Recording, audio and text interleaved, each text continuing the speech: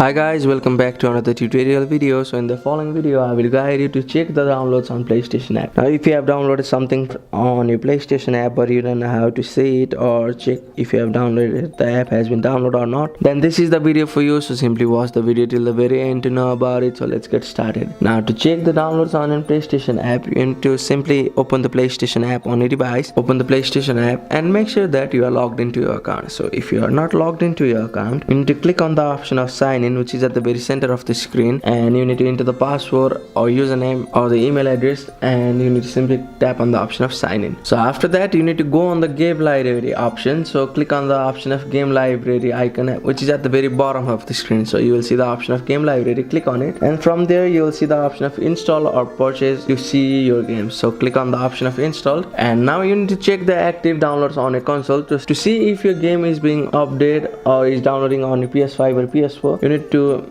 click on the option of game library and you need to select your console if you have linked it and look for the games on a download processing bar. So that's it. That's how you can see the downloads on your PlayStation app. Thank you for watching the video. Please don't forget to like the video and subscribe to our channel. Thank you.